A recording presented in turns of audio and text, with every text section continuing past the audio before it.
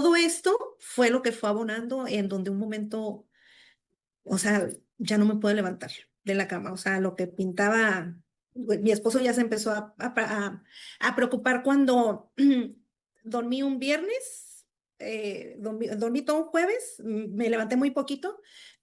Todo un viernes, ese fue un viernes festivo, algo pasó. Él estuvo aquí, dormí todo el día, viernes, sábado y domingo, pero sin salir de la cama. Que pensar en mí, pensé en el tiempo que los abandoné, ¿sabes? Lo que ha de haber vivido mi esposo, el llevar la carga, porque él a veces se tenía que salir del trabajo para ir por mi hijo y, y llegar cansado de trabajar a lavar trastes y hacer de comer. Nunca le pregunté si estaba cansado, si quería hacerlo o podía.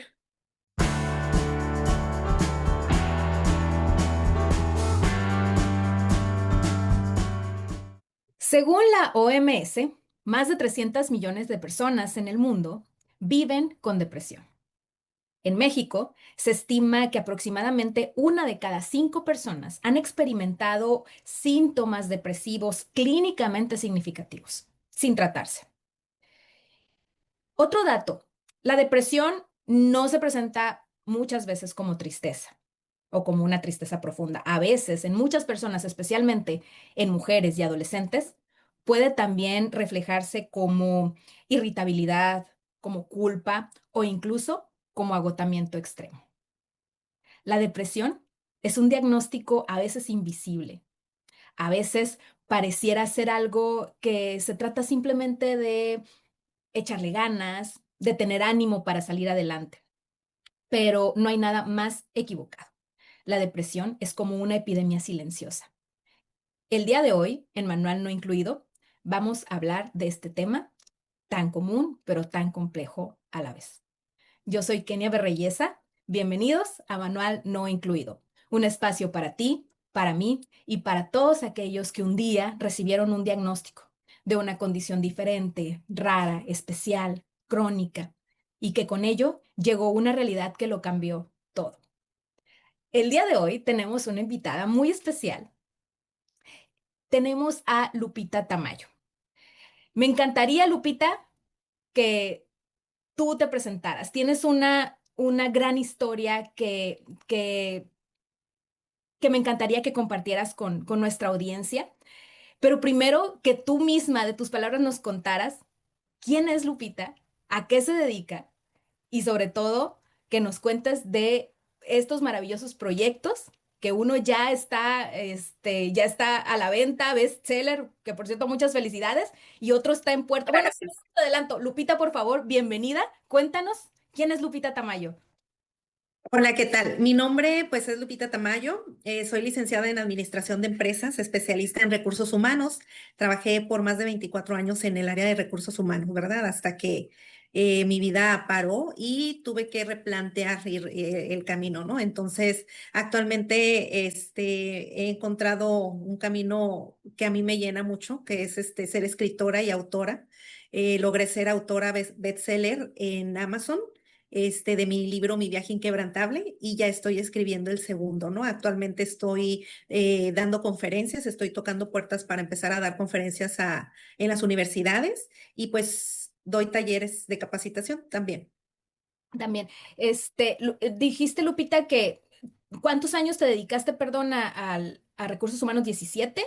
24, 24. 24 años, sí. Trabajé 17 años consecutivos en un corporativo japonés que fue pues ahora sí que mi escuela. Y de ahí, el resto de los años, pues visité diferentes empresas, pero fueron 24 años, que trabajé así ininterrumpido en recursos humanos. Así, Lupita, y cuéntanos, antes, digo, más, en un momento más vamos a abundar más de estos dos proyectos, pero por favor, cuéntanos acerca de tu libro.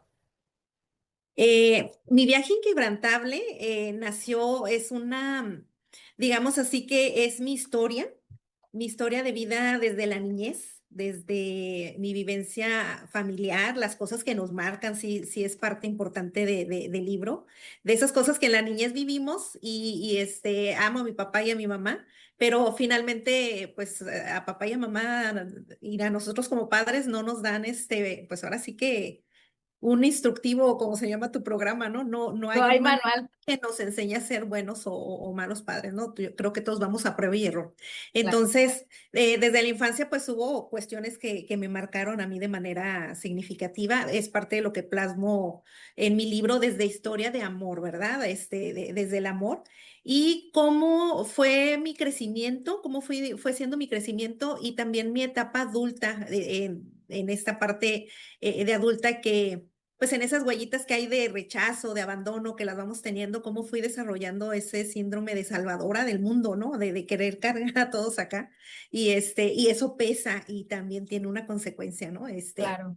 Y de alguna manera todo esto lo desarrollo en el libro. Finalmente, este libro es tan importante para mí porque es parte de mi historia, de mi biografía.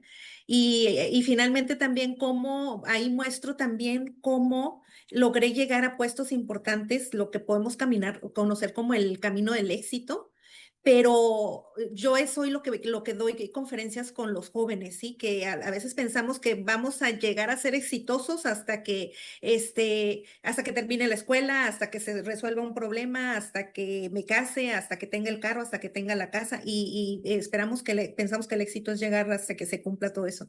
Y Claro. no, yo lo que muestro en el libro yo muestro que el éxito, nadie nacemos estando listos para nada.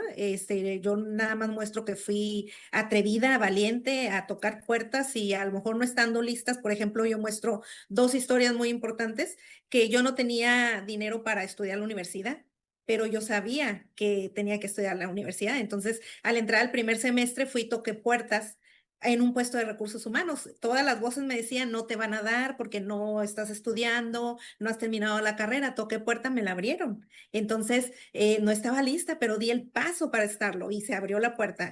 Algo muy importante, por ejemplo, cuando entré en esta empresa japonesa de 17 años, no había manera de entrar más que hablando japonés o inglés y yo no hablaba ninguno de los dos, el inglés principalmente, ¿no? Entonces toqué puerta, me decía, no te van a dar porque no hablas inglés. Toqué la puerta, me la abrieron, claro, dando los pasos y no quedarme ahí en ese conformismo, ¿no? Sino sabía que había una dificultad para comunicarme y me metí a aprender inglés, a estudiar, a ver programas para aprender el inglés y terminé siendo bilingüe. Entonces, esto es lo que yo plasmo en mi libro, Mi viaje inquebrantable, de la crisis que viví tan importante que es lo que vamos a hablar en este programa.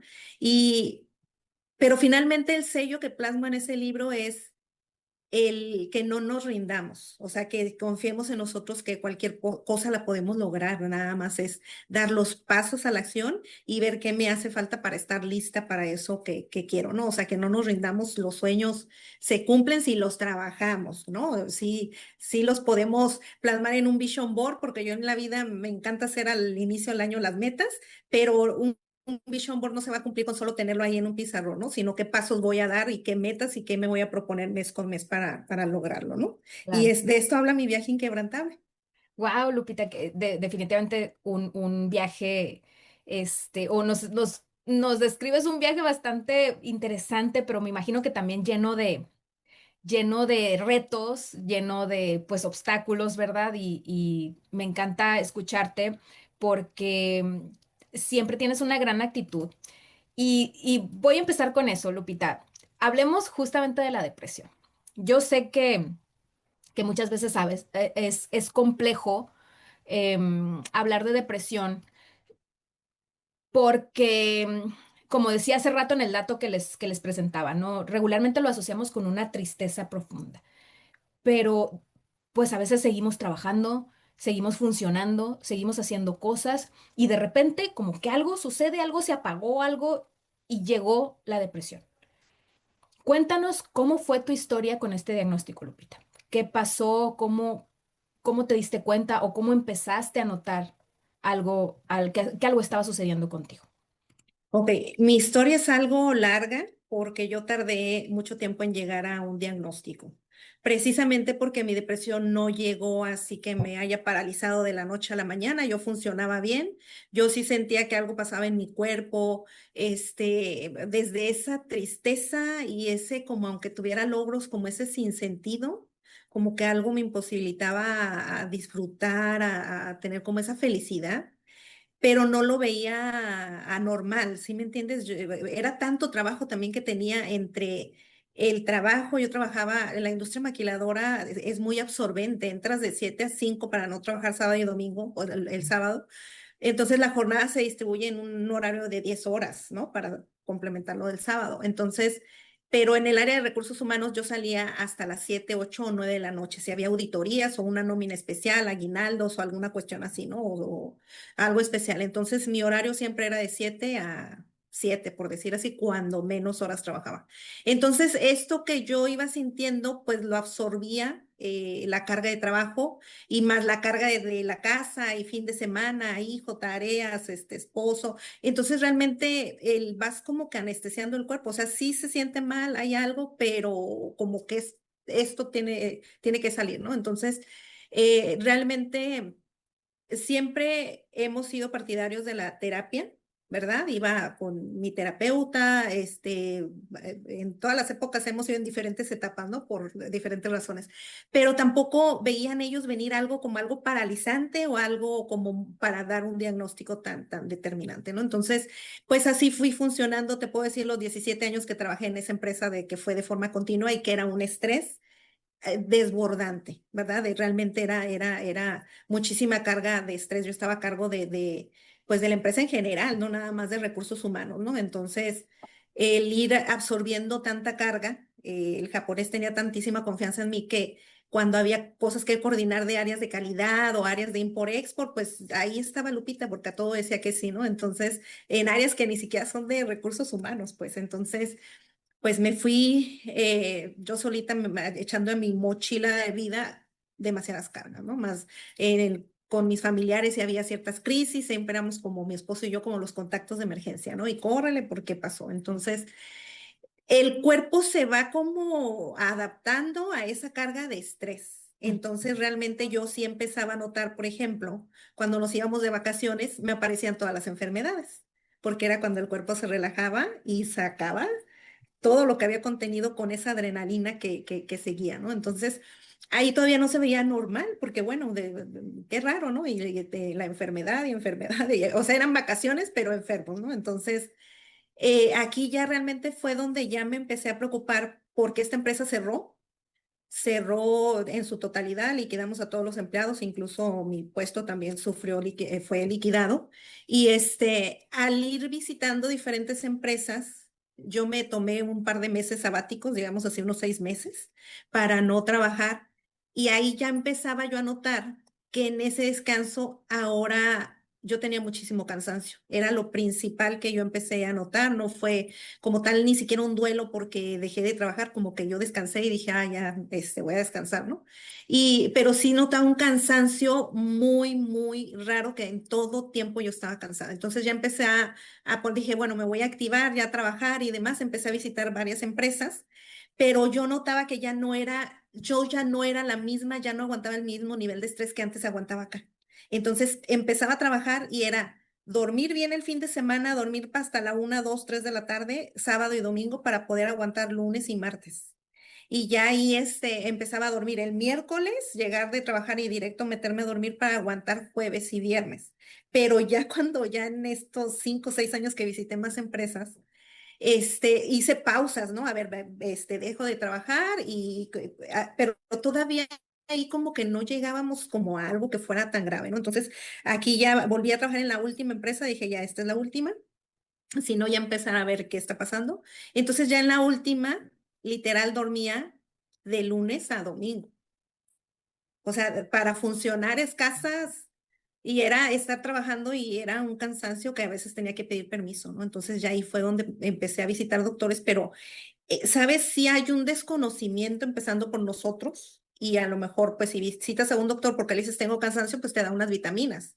O, o este, O si le dices, ahora no, como duermo de más, ahora no puedo dormir en la noche porque también hay un desfase entre tanto dormir de día, en la noche ya no puedes dormir, pues vas con el doctor y ahora te da para dormir. Entonces, pero en realidad no hay como contactar con un fondo, ¿no? Como, a ver, pero ¿qué está pasando? Entonces, a partir de eso también se me desarrollaban muchísimas enfermedades como infecciones, inflamación estomacal, diarreas, cosas que ya también el cuerpo como que entre tanto empieza a somatizar. Entonces, pues visitas a los doctores que es conforme a lo que te está pasando, problemas ginecológicos o demás, ¿no? Entonces dije, no, le dije a mi esposo, ¿sabes qué? Necesito ya parar y empezar a ver porque esto no está bien. Entonces, cuando ya empieza ahora sí a manifestarse esta cuestión de a mostrar ya más síntomas evidentes la depresión, porque ahora sí, pues empezaba como un duelo, como que me sentía como inservible, ¿sabes? Como, bueno, si antes funcionaba, empresa, esto y el otro, entonces empezaba, llevaba a mi hijo a la escuela, regresaba a dormirme y era dormir toda la mañana. Y ya como un círculo vicioso también que te da como esa cuestión moral de que te levantas y no tienes comida, los trastes, el montón de trastes, la casa se empieza a ver como desordenada y como, pues, o sea, no te da tu energía y tu cuerpo no te da para eso, ¿no? O sea, yo poner un pie fuera de la cama era difícil. Entonces lo empiezas a hablar y se viene otra bola de nieve. Porque las amigas que te conocían en esa gerenta que resolvía y estaba 24/7 para una empresa y para su casa y para sus familiares y para sus amistades, ya no puede estar, ¿no? Entonces, empieza a ver el juicio, ¿no? De como, no, no, no, cancélalo, o no, no, no, tú no eres así, tú eras así, ¿no? Oye, pero es que me estoy sintiendo mal, entonces viene como esa presión social de que no puedes estar mal y te cuestionas tú y ahora viene el sentimiento de culpa, ¿verdad? De cierto, o sea, y vas al doctor y le dices, oye, pues no puedo ni lavar los trastes, yo creo que igual, ¿no? O sea, pues pongas a lavarlos o no sé. Entonces, sí viene una carga que a mí creo que fue lo que me hizo tocar fondo, porque ahora ya no lo hablaba. O sea, ya no lo decía a las amistades o a los familiares, ya no lo comentaba. Mi esposo creo que era el que estando aquí sí lo empezaba a notar, ¿no? Entonces sí, a veces como que, ¿qué está pasando? O a veces sí se desesperaba, honestamente, porque era mucho gastar en doctores, desde la infección de la uñita del dedo, del dedo gordo, vamos al podólogo hasta, y era el que decía, esto no está normal, ¿no? Y yo le decía, pero en mí empezó a generar un sentimiento de vergüenza, ¿sabes? Me decía, tenemos que ir con un doctor y yo ya visitaba doctores en las mañanas que él se iba a trabajar y decía, a ver, tengo un doctor conocido y iba con él, ¿no? Pero me daba el medicamento que a lo que yo le decía, ¿sabe? Que es que seguido me estoy enfermando de la garganta, por ejemplo, pues medicamento para la garganta. Pues el estómago, o sea, pues el medicamento, pero tampoco hubo como, ¿sabe qué? Vaya a un psiquiatra o vaya a otra posibilidad, ¿no? Nadie me abrió como esa puerta. Entonces, pues aquí ya la cuestión que ya fue ahora sí que el vaso la gotita que derramó el vaso fue que muere mi mamá. Entonces, muere mi mamá y yo ya traía esos síntomas de depresión. ¿Ok? Entonces, hubo movimientos en la familia cuando hay cuando hay pues cuando muere el pilar, ¿verdad? Ahí así como que la familia se está entreacomodando, hubo fractura familiar también. Entonces, todo esto fue lo que fue abonando en donde un momento, o sea, ya no me puedo levantar de la cama. O sea, lo que pintaba, mi esposo ya se empezó a preocupar cuando dormí un viernes, dormí todo un jueves, me levanté muy poquito. Todo un viernes, ese fue un viernes festivo, algo pasó. Él estuvo aquí, dormí todo el día, viernes, sábado y domingo, pero sin salir de la cama. Creo que a escaso el baño y creo que ni me levantaba eso. Entonces se empezó a preocupar y fue donde empezamos a buscar más ayuda y de estar visitando ya a terapeuta, pues ya es donde se empieza a diagnosticar y donde se empieza a sospechar más bien y donde ya me canalizan con la parte psiquiátrica, ¿no? Donde pues yo ya necesitaba un medicamento. Era evidente que la depresión ya era Pues ya era paralizante, esa es la verdad, ¿no? Ya era realmente paralizante. ¿Cuántas veces dejé a mi hijo, por ejemplo, en la escuela, que no lo pude recoger? Porque al regresarme a dormir ya no oía ni la alarma. Yo le salía a las 2 de la tarde, yo la ponía como a la 1 y varias veces me quedo dormida sin oír el despertador. O sea, despertaba a las 3 de la tarde y él en la escuela. O sea, en este tiempo iba en la secundaria, ahorita ya va en la prepa, ¿no? Pues lo mandaban a extensión y me cobraban la extensión, ¿no? Pero yo llegar, o sea, creo que en ese periodo fue donde iba en las peores fachas, así de levantarme corriendo, despeinada, gorra, vámonos, o sea, en este periodo de depresión se te va como que ni siquiera te ves al espejo, esa es una realidad, ¿no?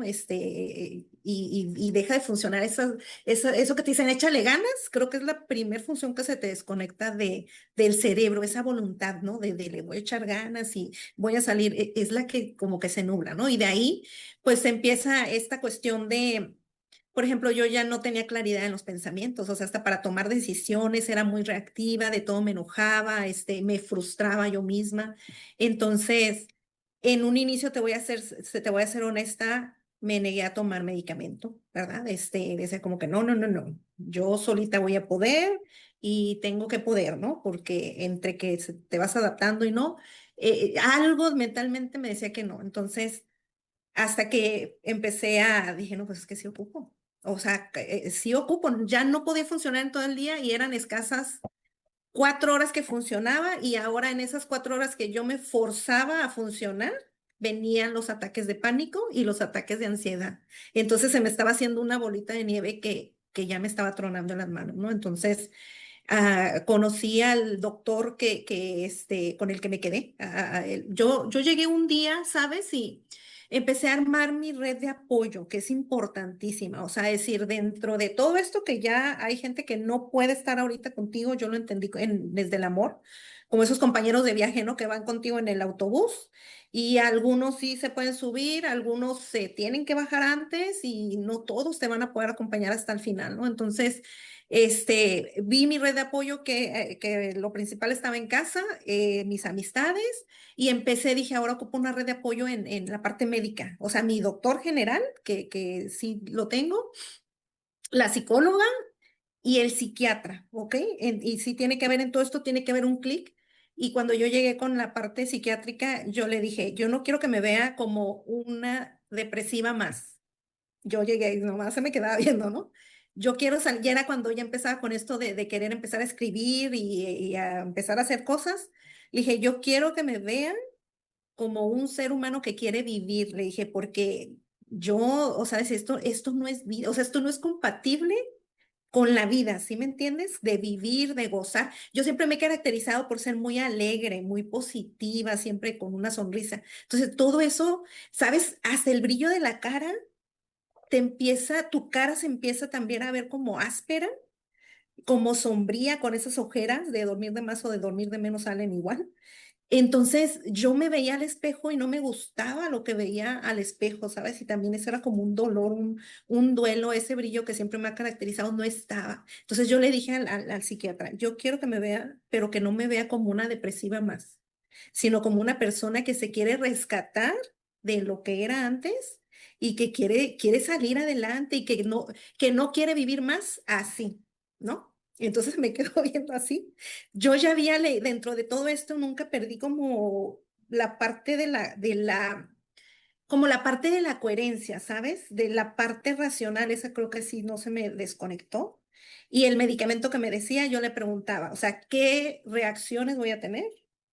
Necesito que me diga cómo me voy a sentir para yo saber y cuánto tiempo me voy a tardar en que se adapte eso que me va, ese efecto, ¿no? Entonces yo ya llegaba con lectura, ya había leído, ya había estudiado del tema y así, ¿no? Entonces me dijo, ok, muy bien.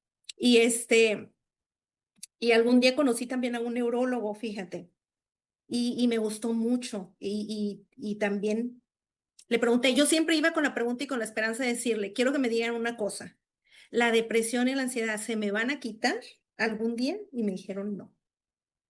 Dije, ok.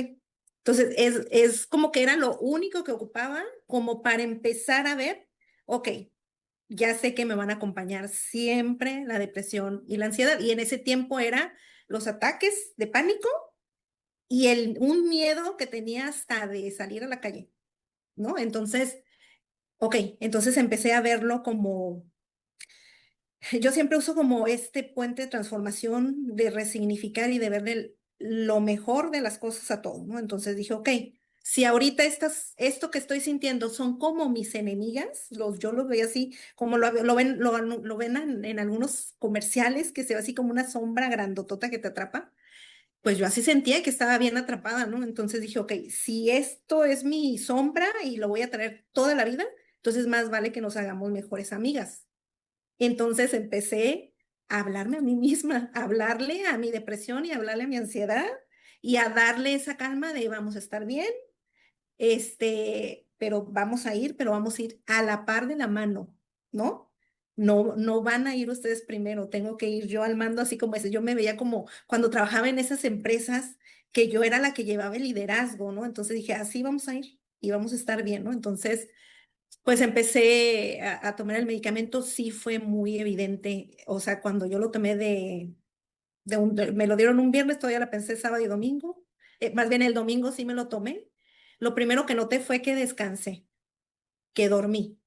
Entonces, al día siguiente me levanté descansada, porque en realidad entonces no estaba, aunque dormía anestesiada, no estaba descansando, mi cuerpo no estaba descansando y por lo tanto mi sistema no estaba regulado, o sea, no tenía claridad para nada. Entonces, el lunes que me levanté y me quise volver a regresar a dormir, dejé al niño a la escuela y me quise venir a dormir, pero con muy lúcida, dije, santo remedio, entonces hasta me animé a hacer como poquito estiramiento, ejercicio, y dije, o sea, aquí está, ¿no? Entonces, hasta el día de hoy, pues el doctor me retira el medicamento cuando ya ve que estoy bien. Ahorita que empecé a escribir el libro, por ejemplo, recaí porque venían desveladas de escribir, era un tiempo récord escribirlo en 30 días. Y pues se confía uno, ¿eh? Piensa, no, ya no siento nada, no he sentido en 8 meses nada, ya no tengo nada, ¿no? Como que dices, ya no tengo depresión y ansiedad, ¿no? Entonces, le entré al libro en la misma energía de 2 días, no, 2 días me desvelé y uno literal que me tocaba revisión del libro al día siguiente. Escribir fue tan mágico para mí que era como yo entrar en un portal y me perdía. Veía a las 7 de la noche y me decía mi esposo, no te vayas a desvelar. Le decía, no, a las 10 voy. Veía el reloj y eran las 2 3 de la mañana. Así, perdida, ¿no? De que estaba escribiendo bien metida. Entonces la revisión me tocaba a las 10 de la mañana, hora de Ciudad de México, o sea, a las 9 de aquí. Veo el horario, 4:30. Dije, pues, y no cansada, no nada. Dije, pues le sigo. ¿Y cuál va siendo la sorpresa? Pues que viene al día siguiente, no me pude parar y paré el libro una semana. Y a regresar con el doctor y me dijo, no te confíes, ¿verdad? Y fíjate qué yo somatizo muchísimo esta cuestión, yo la somatizo en enfermedad. Empecé a sentir una sordera. Entonces iba con ese bajón, con ese cansancio, con esa falta de energía, más sorda del oído. Entonces le dije, a ver, quiero que me diga para no visitar al otorrino o no estarme picando ahí o no. Esto tiene que ver por ese estrés y ese cansancio. Me dice, sí. Ahí hay una venita, una venita que corre por este lado de atrás de los oídos y muy seguramente se inflamó con ese estrés y con ese cansancio. Entonces dije, bueno, entonces ahorita yo sé que para escribir, ahorita como ya me estoy reactivando a dar talleres, estoy tocando puertas para ir a dar conferencias que pronto voy a estar dando conferencias en escuelas, y viene el segundo libro que voy a empezar a escribir. Lo primerito es que yo regreso con mi doctor y le digo, a ver, sigo con esto, él ya me dice las dosis y a seguirle. Y eso es lo que me da claridad para levantarme y estar activa en todo el día, ¿no? Entonces, esta parte es importantísima. Sí, sabes, Lupita, me llama mucho la atención la parte donde nos comentas cómo se apoderó de ti este cansancio, ¿no? Este sueño que parecía como que te consumía, ¿no? Y yo creo que para las personas que nos rodean, pues es muy complejo comprender esa parte, ¿no? El que realmente no es un cansancio que yo pueda decir, ah, bueno, me echo agua helada en la cara, me tomo algo y vámonos. No, no, no, es un cansancio, es un agotamiento que consume. Y cuando tú entras al tratamiento y dices, me sentí más despierta, me sentí más alerta, empecé a tener esta sensación de claridad, ¿cómo veías tú a la Lupita? O sea, déjame pongo en perspectiva la pregunta. Una vez que ya es como que sales de este agotamiento tan fuerte y que volteaste hacia atrás, hacia unos días, ¿cómo veías esa Lupita que estaba ahí acostada y cansada? ¿Qué pensaste en ese momento cuando te dijiste, caray, qué vino a tu mente? Mira, lo primerito que yo hice y en lo que me di cuenta fue cuando manejé ese día para ir por mi hijo sin haber dormido toda esa mañana. Y, o sea, es más, creo que había cosas que no había visto, esas palmeras que creo que las acaban de sembrar. O sea, iba manejando y iba viendo toda la naturaleza, todo lo que estaba a mi alrededor, ¿no? Entonces, ¿sabes? No pensé de entrada en mí, te voy a ser bien honesta. Volteé a ver a mi hijo, ay, se me van a salir mis lágrimas, ¿eh?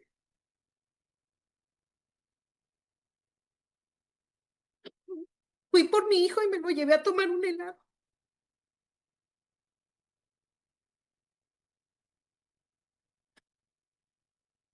Que pensar en mí pensé en el tiempo que los abandoné, ¿sabes? Lo que ha de haber vivido mi esposo, el llevar la carga, porque él a veces se tenía que salir del trabajo para ir por mi hijo y, y llegar cansado de trabajar a lavar trastes y hacer de comer.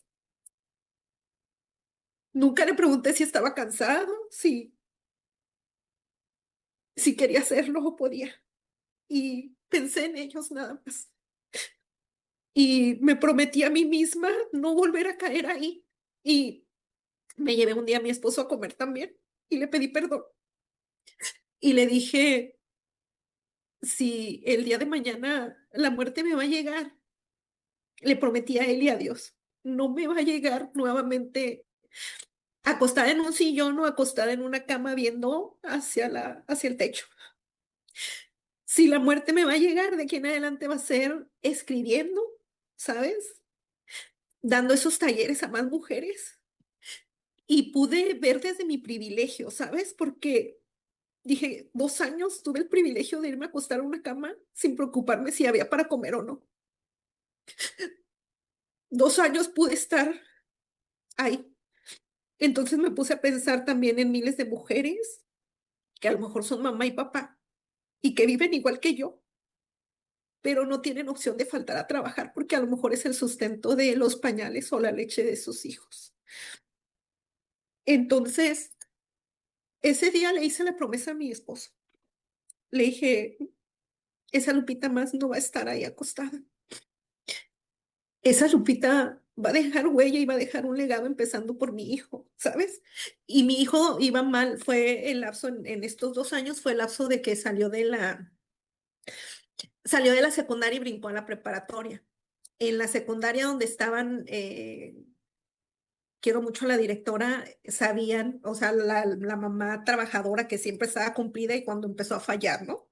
Que sabían que traía una cuestión emocional y me daban el apoyo. Y cuando brincó a la prepa, no se quiso quedar él ahí, se quiso brincar a otra prepa, ¿no? Entonces, pues lógicamente no iba bien en la escuela, pues de 6 materias reprobó 4, creo, ¿no? Y las otras con muchos trabajos. Entonces, yo fui con la mano, ahora sí que con el corazón en la mano, en ese tiempo mi esposo se enfermó, fíjate que la parte me aguantó, me esperó, medio salí adelante yo y se enfermó él, cayó al hospital. Y en ese lapso, pues también mi hijo pues andaba mal en la escuela. Y lo etiquetaron, ¿verdad? Pues, lógicamente como el burro, como el desobligado, como el que no pone atención, como así. Y ya pues cuando ya estábamos bien mi esposo y yo, pues fuimos a la escuela los dos, ¿no? Decir, ya había avisado que estaba en el hospital mi esposo. No voy a decir el nombre de la escuela, por supuesto, ¿verdad? Pero fuimos a decir, o sea, mi esposo y yo iban saliendo del hospital, 2 días después fuimos y pues él traía todas las reprobadas y no lo podían volver a inscribir allí, como si 4 reprobadas no lo podían inscribir. Entonces fuimos con el corazón en la mano a decir, mire, estamos en una situación en casa, ¿verdad? Nos estamos atendiendo y estamos saliendo adelante, por consiguiente el hijo no, pues no está al 100. Si papá, mamá no están al 100, pues ¿cómo le vamos a exigir a él? Y nos dijeron que no, que la escuela era una escuela de excelencia y pues casi, casi que no había cabida para eso, ¿no? Entonces, así fue el cerrón de puerta, así, ¿no? Entonces, ahora era, ¿sabes? El cómo planteárselo a mi hijo. Yo me acuerdo que una vez vi una película, no recuerdo el nombre, pero sí se trata y es un caso verídico. No me acuerdo cómo se llama, pero sí es un neurólogo de este afroamericano que en la escuela, y hace muchos años, ¿no? En la escuela a lo mejor traía alguna divergencia o alguna cuestión que en ese tiempo no se veía y llamaron a la mamá y le dijeron que su hijo no podía permanecer en la escuela, ¿no? Que este, como un acto de discriminación. Entonces la mamá, no se me olvida esa escena, se lo llevó y le dijo, esta escuela no está lista para ti. No está lista como para niños especiales como tú. Entonces yo te voy a enseñar en la casa, ¿no? Entonces le arrimaba libros y demás y fue o es un neurólogo muy reconocido en Estados Unidos, ¿no? Es un caso verídico. Entonces dije, ¿cómo le planteo a mi hijo? Porque era evidente que traía el brinco de la adolescencia, el brinco de que él iba a pasar a mamá. O sea, yo me imagino que él se vio y si a estos dos señores les pasa algo, ¿qué va a ser de mí, no? Y con la fractura de la familia, así como que se vio solo de repente. Entonces, nos lo llevamos a comer. Y, y yo lo que le dije, no eres una calificación. O sea, tú no eres una calificación. Nos tenemos los tres, sabemos que pasamos un bache en la vida y lo vamos a superar. Entonces, no te puedes quedar en esa escuela, ¿verdad? Hay reglas, hay que respetar, pero lo que sí podemos hacer es buscar una escuela que vaya acorde a lo que estamos viviendo ahorita. Y está bien. Yo empecé, ¿sabes?, a normalizar la depresión desde ese momento. La empecé a normalizar, a hacer conciencia, no esa parte de ocultarla, sino de empezar a hacer conciencia de la salud emocional, ¿no? Entonces, busqué muchas escuelas y las preparatorias van en desfase de trimestres, de semestres, perdón, entonces no en todas tienen de primero a sexto, entonces encontré una sola que sí lo tenía. Fui con la directora, con el director y les dije, yo ya estaba saliendo adelante, le dije, traemos esta cuestión emocional en casa, estuve tantos años en depresión, y estamos saliendo adelante. Por consiguiente, mi hijo reprobó. Quiero nada más preguntar si pueden ser nuestra red de apoyo. O sea, yo fui construyendo y pidiendo esa red de apoyo. Nada más quiero preguntar si pueden ser mi red de apoyo, nuestra red de apoyo. Y nos abrieron la puerta. Hasta ahorita es lo primero en una cuestión, hemos trabajado mucho con mi hijo en fortalecer, ¿sabes? Como esa inteligencia emocional, en saber que en la vida las personas van a reaccionar, van desde sus heridas, desde su forma de ser, aunque se vea a veces intransigente, pero que no depende cómo te vayas a sentir como los demás te hagan sentir, sino como tú lo tomes. Y ha habido un aprendizaje en él, una inteligencia emocional, pero que es bien resiliente, ¿no? Entonces, nos aceptaron en esta preparatoria y ahí hasta la fecha ya le falta un año para terminar, ¿no? Se atrasó un semestre nada más a diferencia de sus amigos, pero es un buen niño. O sea, yo hoy lo veo y digo, vale todo lo que nos hemos esforzado con él en construir esa parte de resiliencia, de inteligencia emocional. Y es un niño que lo quieren mucho los amigos, ¿sabes? Es un niño, un buen niño. Qué gusto me da escuchar eso. Yo sé que como papás no es nada fácil abordar la depresión con los hijos, eh, porque pues al final todavía es algo complejo de entender incluso para uno mismo y explicarlo y al final ellos también se ven impactados. Entonces, sí es muy importante cuidar su salud emocional, cuidar nuestra salud emocional y también la de ellos, ¿no? Hace un momento comentabas algo que de hecho yo he traído en mente y creo que el 10 de octubre pasado fue el Día Mundial de la Salud Mental. Y publiqué un post en mis redes sociales donde yo mencionaba, pues, la salud mental es cara, es un privilegio y es un lujo, desafortunadamente, porque debería ser de fácil acceso, debería ser algo, como decía una amiga, de canasta básica, ¿sabes? Y tristemente no es así, tristemente es un lujo que muchísimas personas no se pueden dar. Pero hablando de esto y de, de una palabra que mencionaste que a mí en lo personal me gusta mucho y que también cuando llego a dar alguna conferencia, alguna plática, es algo muy común que menciono, el resignificar. ¿Por qué lo traigo a colación con esta parte del privilegio y del lujo? Porque no importa si estás tomando ayuda, o sea, si tienes la manera de acceder a terapias y a tratamientos. Si no llega esta reflexión de resignificar, es mi opinión personal, ¿no? Si no llega esta reflexión de resignificar lo que te está pasando, yo creo que va a ser más complejo salir del, de la situación, ¿no? Em, Cuéntanos un poco acerca de este concepto para ti, la resignificación. ¿Qué fue para ti resignificar la depresión en tu vida? Para mí fue lo principal que tuve. O sea, hay una palabra que dicen, no sabes qué tan fuerte eres hasta que te toca ser fuerte, ¿no? Entonces, yo en cuanto empecé a ver cómo estaba afectando a mi hijo, a mi esposo, dije, o sea, la opción rendirse no es. Y cuando tocas ese fondo te das cuenta que ya no hay más nada, o sea, ya para abajo ya no hay nada, ya es como el fondo que tocaste. Ya no te queda otra más que salir. O sea, empezar, yo lo veía como, y el resignificar es darle un significado. O sea, yo, por ejemplo, empecé a resignificarlo, a tomarle un significado diferente. Dije, número uno, lo voy a hacer por mí. Número dos, lo voy a hacer por mí porque un día voy a contar cómo aprendí a nadar en este océano y no sabía nadar.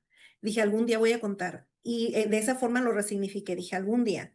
Y luego lo hice en honor a mi hijo y en honor a mi esposo por ellos, o sea, para que vieran el que nos tenemos los tres y que esa mamá rendirse no fue una opción. Y dije, un día mi hijo va a contarle a alguien su historia de vida y que sea mi mamá cayó, pero se levantó, ¿verdad? Entonces, el mejor ejemplo creo que es ese. Y hoy él sabe y tiene en mente eso. Si caes 100 veces, son las mismas 100 oportunidades que tienes para levantarte. Entonces, fue también por mi mamá. Yo lo entregué a mi mamá. Mi mamá vivió en depresión, creo que la mayor parte de su vida. Nunca, lo vimos tampoco como, y ella no se dejaba ayudar cuando aparte yo empezaba a ir a terapia de joven y así. Yo le invitaba y nunca quiso ir. Entonces ella aprendió a vivir con eso, pero realmente lo hice también en esa resignificación. Dije en honor a mi mamá por lo que a ella le tocó vivir.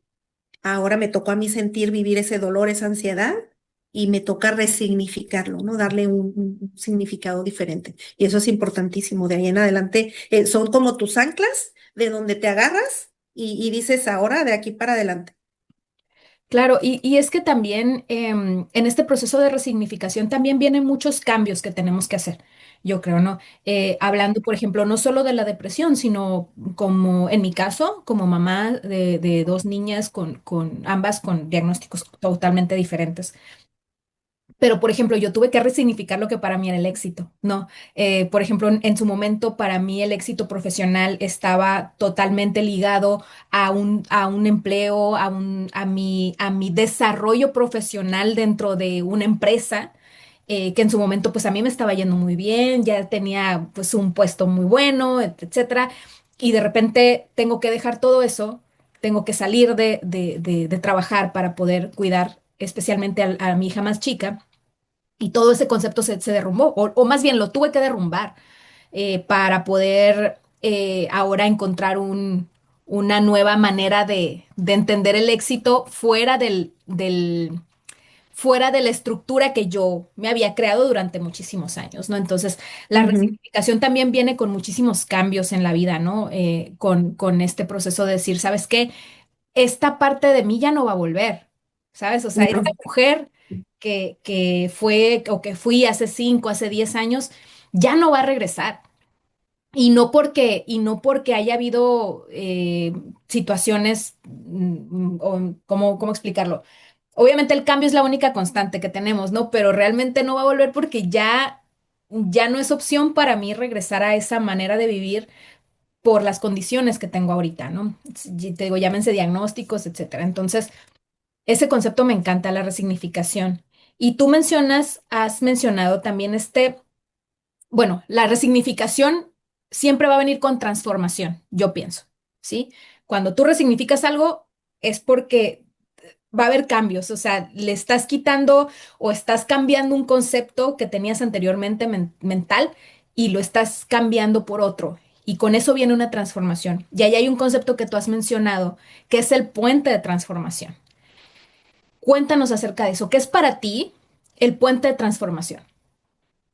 Eh, Mira, uniendo la resignificación con el puente de transformación es como el siguiente paso, ¿no? Y la parte que mencionas como que tuviste que resignificar el concepto de éxito, yo dentro de terapia aprendí que empecé a resolver, ¿no? O sea, mi concepto de éxito lo agradecí, cerré en amor ese ciclo, porque en el momento de yo, al querer hacer un puente de transformación es cómo voy a hacer mis cimientos, cómo voy a hacer mi puente. A lo mejor todavía sigue habiendo depresión, sigue habiendo crisis familiar, sigue habiendo cuestiones. La vida no para, ¿verdad? Claro. La vida sigue y Y las y la vida nos adversidades. pasa a todos.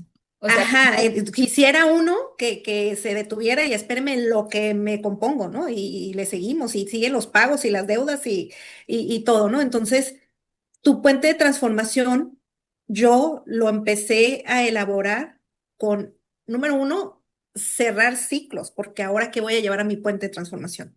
Lo principal fue cerrar ese ciclo en amor, con cerrar ese ciclo en amor con mis empleos, con la parte de recursos humanos. Entendí, y esto lo trabajé mucho en terapia, porque era el tiempo de decidir, de tomar decisiones, cómo voy a brincar hacia el otro lado del puente, qué me voy a llevar. O sea, como, a ver, vas a cargar una mochila y te caben poquitas cosas. ¿Llevas lo viejo o la llevas vacía y empiezas a construir? O sea, la vida es de decisiones, ¿no? Entonces, era la opción a lo mejor de desempolvar el currículum. Yo en esos ya estaba como haciendo certificaciones, empezaba como a tomar como, tomé un diplomado de habilidades blandas, de liderazgo, o me dedico con el expertise a dar coaching o mentorías de recursos humanos o asesorías, ¿sí? Entonces sí creo que no fue difícil tomar la decisión. No fue difícil. Yo creo firmemente, yo creo en Dios, ¿verdad? En Dios, en la vida, y por algo pasan las crisis, porque en la crisis viene el crecimiento y es el momento de cambiar, de hacer cambios. Yo siento que para algo, hoy entiendo el para qué Dios me forjó en esa oscuridad, ¿no? Y yo empecé a ver a través de círculos de mujeres, empecé a hacer círculos de mujeres, las amigas que se quedaron conmigo, que me vieron en esa oscuridad y me empezaron a ver salir adelante y yo ya empezaba a tomar como cursos, certificaciones y diplomados. Y empecé a ir a estos círculos de mujeres que son mujeres en donde desde la propia experiencia de vida formamos esa red de apoyo y nos apoyamos para salir adelante. Entonces, y si formas uno y empecé a dar talleres, ¿no? Los talleres, básicos como de número uno de concientizar qué es la depresión, ¿no? El empezar a ver cómo es la autoestima, por ejemplo, cómo empezar a querernos, a amarnos desde el cuidado, desde el cuidarnos a nosotras mismas, ¿no? Y dieron tan buen resultado este, que yo dije, yo aquí tengo algo, Dios para algo me tiene, ¿no? Entonces cerré el ciclo en amor y definí ahora mi concepto de éxito, yo lo redefiní. Para mí, el concepto de éxito ahorita en lo que yo quiera que haga es primero cuidar mi salud mental, cuidar mi estrés, yo no me puedo estresar, o sea, si quiero ir a un ritmo de vender cursos, talleres, conferencias y trabajo, yo ya sé que voy a regresar a esa Lupita de hace 2 años, ya sé el camino del puente que me voy a regresar. Entonces yo definí, yo quiero mi puente de transformación y va a ir mi mochila vacía únicamente con mi hijo y con mi esposo y con lo que puedo cargar. Hoy, por ejemplo, el concepto de ayuda, yo antes daba la ayuda dejaba, estuviera enferma o no estuviera enferma, yo iba al contacto de emergencia. No importaba cómo me sintiera, yo era el contacto de emergencia en amistades, no importa si podía, no podía o quería. O sea, yo estaba ahí, olvidándome de mis necesidades. Entonces, ahora yo sé que sigo siendo ese corazón bondadoso, pero ahora primero voy yo. Si me siento mal, digo, amiga, desde aquí te echo porras, no puedo, ¿verdad? Entonces, eh, ahora mi puente de transformación lo empecé a construir así, yendo yo como prioridad. En algún tiempo que mi hijo también se puso rebelde dentro de este proceso y donde prometimos los tres ir a terapia, en un tiempo se rebeló y que no quería y empezó a poner resistencia en esta parte de como que en ese enojo que tenía, lo empezó a sacar. Y en algún tiempo ya no quiso ir a terapia y empezaba como a brincar un nivel de faltas de respeto. Entonces, un día le dije, ¿sabes qué? Yo ya pasé la oscuridad porque el contactar con ese enojo a mí me hacía regresar a la depresión, ¿no? A la herida, pues. Entonces, un día le dije, ¿sabes qué? Quiero que tengas bien claro que la opción de la terapia siempre va a ser para solucionar lo que ahorita no estamos pudiendo solucionar en casa. Nada más que si tú decides no ir a terapia, el respeto y el que mi bienestar y el de tu papá no va a ir por encima de ti. Le puse mi límite. O sea, no es mi bienestar, mi salud y la de tu papá no va a ir por encima de ti.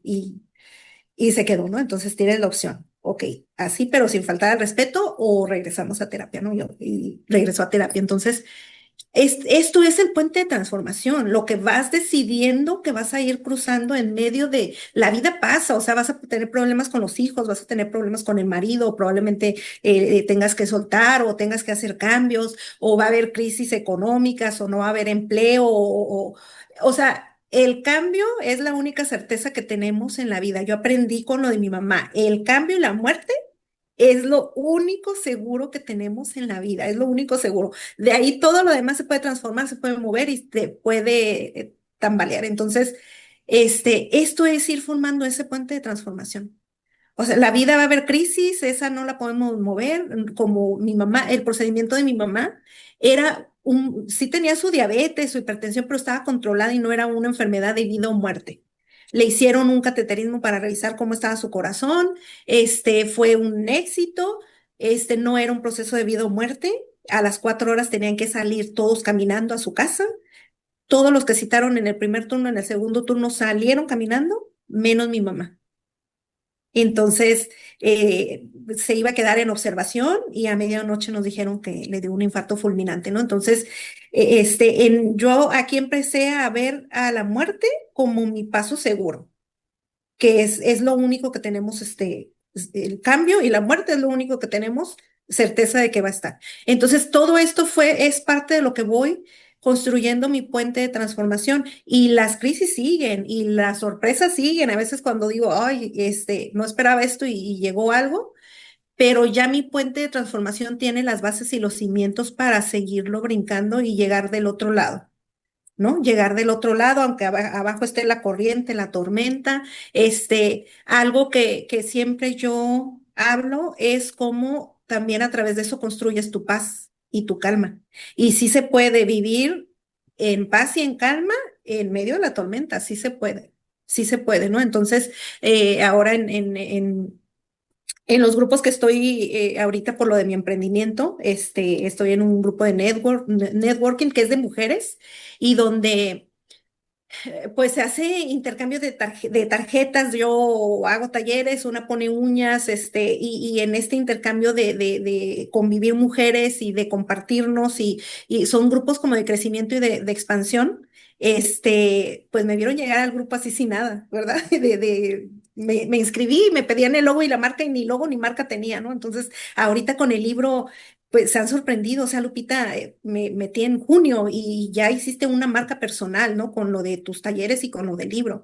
Entonces, pero nos hablas del viaje inquebrantable, pero cómo, tú eres una mujer inquebrantable, o sea, pero dinos cómo se hace una mujer inquebrantable, ¿no? Que va a ser el paso del segundo libro. Ahora es inicia tu viaje inquebrantable, ¿no? Ya lo estoy empezando a escribir y de eso se va a derivar los siguientes talleres a mujeres, o sea, va a ser inicia tu viaje inquebrantable y voy a hacer, sabes, mis talleres son divertidos, son vivenciales. Entonces les voy a hacer un pasaporte, toda la temática es cómo vamos a iniciar nuestro propio viaje, pero tú construye el tuyo, yo te digo cómo construye el mío. Y las herramientas, lo que recurrí, o sea, yo como que muestro las rutas, los caminos, cómo elaborar, cómo elaboré mi propio puente de transformación y ya de ahí, tú decides cómo das. Va a ser una travesía, el libro es inicia tu viaje inquebrantable, una travesía de 111 días con 7 paradas.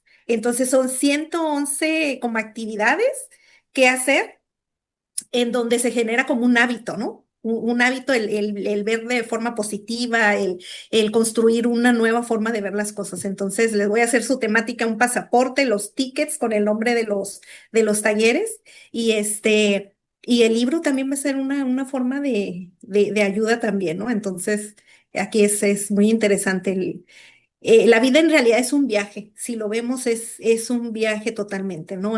Hay un inicio, hay paradas, hay gente que se tiene que bajar antes, hay gente nueva, por ejemplo, en mi caso se ha subido muchísimas amistades que de la nada me han conocido y me han arropado, o sea, sin conocerme, ¿no? Entonces, este, así es el viaje y la vida en realidad es un viaje hasta que llegamos a nuestro destino final. Yo ahorita me veo, por ejemplo, y yo hasta me veo cómo quiero morir, ¿no? O sea, yo quiero morir en paz, en calma. Por ejemplo, me tocó ver a mamá no sé si uno presiente o no cuando uno va a morir, pero mi mamá estuvo muy inquieta, ¿sabes? Demasiado en ese día, por más que le hice oración y la quise calmar, no se calmaba. Los doctores iban, la atendían, decía, está todo bien, su corazón, o sea, su presión, o sea, no vemos algo normal, pero su inquietud era mucho, una ansiedad que no tienes una idea, ¿no? Entonces, dije, es el camino como en todo, en lo que queremos ver hoy en nuestra vida es vivir en paz y en calma para cuando llegue ese día estemos en esa calma y en esa serenidad, ¿no? Entonces, yo hoy en mi día, eso es lo que yo muestro en estos talleres. Pues la paz y la calma, número uno. Y así esté pasando y se esté derrumbando, teniendo paz y calma, tienes claridad mental, ¿sabes? Para tomar decisiones, para pensar, para no hacer más grande el problema. A veces es algo bien chiquitito, ¿no? Entonces, eh, para mí la prioridad es la paz y la calma en este puente de transformación. Claro, qué buen mensaje esta parte de cómo construir el puente de transformación. Al final es un viaje personal, ¿no? Es un viaje personal y estas herramientas, pues claro que funcionan cuando las usas, sobre todo, y cuando las adaptas a tu estilo de vida, ¿no? Entonces, me encantó este concepto del puente de transformación, creo que es algo muy valioso y súper rescatable. Estamos entrando ya a la recta final del episodio, Lupita, y me gustaría, para cerrar, que nos dijeras, si una persona dice, ¿sabes qué? Yo necesito nada más una cosa y me quiero quedar con una cosa. Si alguien tuviera que olvidarse de todo lo que se dijo el día de hoy, pero solo quedarse con una cosa, ¿qué quieres que sea? Pues sería el que cualquier cuestión que esté pasando en tema de salud, en tema personal, cualquier situación que a lo mejor esté viviendo en adversidad o en crisis, número uno es buscar ayuda. O sea, que no lo vivan en soledad como me tocó a mí, ¿verdad? Porque eso se va haciendo al final del día una bola de nieve. Buscar ayuda, tu red de apoyo y ir viendo la parte de la ciencia definitivamente siempre es la que nos va a ayudar a tener claridad en las decisiones que vamos a ir tomando y ir resolviendo, ¿verdad? Y establecer tu red de apoyo, ¿verdad? Mostrar el que nunca vas a estar sola y la parte en donde siempre hay que confiar en Dios. En lo que quieras que tú creas, siempre debe de haber una parte superior que controla todo esto. A veces pensamos que controlamos nosotros, pero no controlamos nada, ¿no? Entonces, debe de haber algo superior a nosotros que sí, yo soy fiel creyente de que camino todos los días sobre oraciones contestadas. Y así lo estoy viendo y lo estoy sintiendo y lo estoy dando a conocer con mis talleres y mis libros, ¿ok? Entonces, que no están solas. Ese sería el mensaje principal.